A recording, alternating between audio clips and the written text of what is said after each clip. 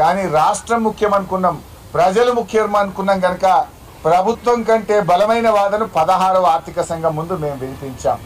అది మాకు తెలంగాణ ప్రజలతో ఉన్నటువంటి పేగుబంధం. మాది మీరు ఎన్ని గృహ నిర్బంధాలు చేసినా మా సంకల్పాన్ని మీరు నీరుగార్చలేరు, మా సంకల్పాన్ని దృష్టి మరల్చలేరు అనేటువంటి విషయాన్ని కూడా రేవంత్ రెడ్డి గారి ప్రభుత్వానికి ఆయనకు చెప్పదలుచుకున్నాం. ముఖ్యంగా ఈరోజు అనేక విషయాలు మనం గమనిస్తూ ఉన్నాం. జర్నలిస్టులను కూడా మేము కోరేది ఒక్కటే, ఇవాళ మీ మీద కూడా దాడి జరుగుతూ ఉంది, న్యాయం మాట్లాడే పరిస్థితి లేదు. యూట్యూబ్ ఛానళ్ళ మీద ఆయన దాడి చేస్తాడు. అదే యూట్యూబ్ ఛానల్ గతంలో ఆయనకు అందంగా కనబడ్డాయి, ఇవాళ యూట్యూబ్ ఛానల్ అని తింటూ ఉంటాడు. జర్నలిస్టుల మీద దాడి చేస్తూ ఉంటారు, మాట్లాడితే గృహ నిర్బంధాలు పెడతా ఉంటాడు. మరి ఆ రోజు నువ్వు గృహ నిర్బంధాల మీద ఏం మాట్లాడినావు? ఇవాళ మమ్మల్ని గృహ నిర్బంధాల్లో పెడతా ఉన్నావు. అయినా మేము సహకరిస్తాం. ఎందుకంటే ఈ రాష్ట్రం ప్రతిష్ట దెబ్బతినొద్దని, తెలంగాణ పోలీసుల గౌరవం దెబ్బతినొద్దని నిన్న మేము సహకరించినాం. నిన్న మేము అంత సంయమనంగా ఎందుకున్నాం, అంత ఓపికగా ఎందుకు సహకరించాం? మా సంయమనం వెనుక రాష్ట్ర ప్రయోజనం ఉంది, రాష్ట్ర భవిష్యత్తు ఉన్నది, తెలంగాణ పోలీసుల గౌరవం తగ్గద్దని అత్యంత సంయమనంగా నిన్న మేము సహకరించిన పరిస్థితి. ఈరోజు కూడా మేము ఎందుకు సహకరిస్తున్నాం?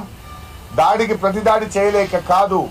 రాజకీయాల్లో ఈ రాష్ట్ర ప్రయోజనాలు ఆలోచించే వాళ్ళు దాడులు ప్రతిదాడుల గురించి ఆలోచించద్దు. రాష్ట్ర శ్రేయస్సు కోసం హైదరాబాద్ బ్రాండ్ ఇమేజ్ గురించి ఆలోచించాలి, హైదరాబాద్లో పెట్టుబడులు దెబ్బతినకుండా ఆలోచించాలనే బాధ్యతాయుతంగా కేసీఆర్ నాయకత్వంలో మేము పనిచేసినటువంటి వాళ్ళం కనుకనే మేము ఎంతో సంయమనంతో ఉన్నాం. నీకు బాధ్యత లేదు. ఆనాడు తెలంగాణ వద్దని ఆంధ్రోళ్ళ కాలంకు అడుగులకు మడుగులు ఒత్తుకుంటూ తిరిగినో నేను.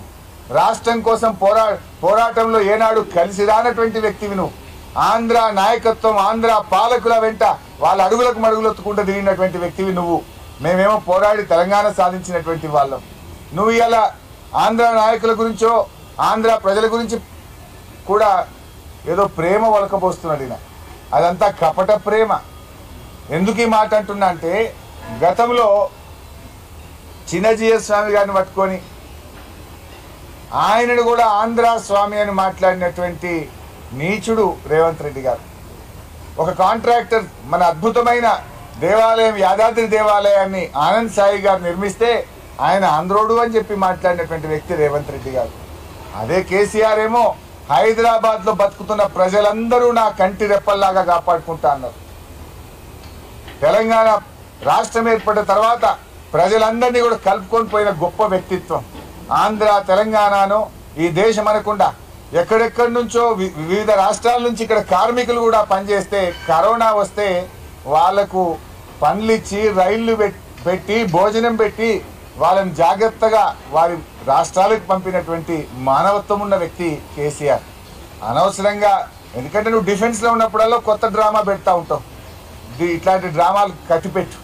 కేసీఆర్ ఏందో, కేసీఆర్ ఈ రాష్ట్ర భవిష్యత్తు కోసం అన్ని వర్గాల ప్రజల్ని ఏ రకంగా కలుపుకపోయినరో కూడా ఈ రాష్ట్ర ప్రజలకు కేసీఆర్ 10 ఏళ్ల పాలనలో చూశారు.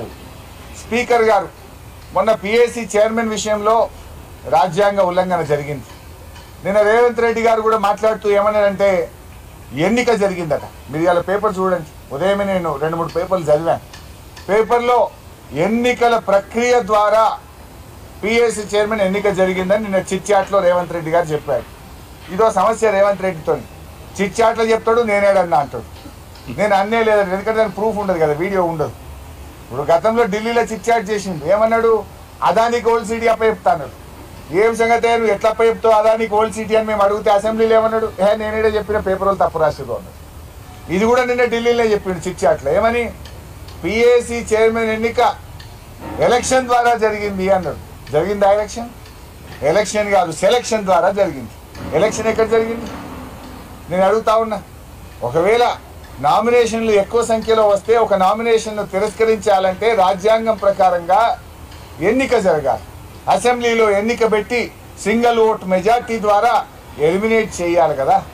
ఎన్నిక జరిగిందే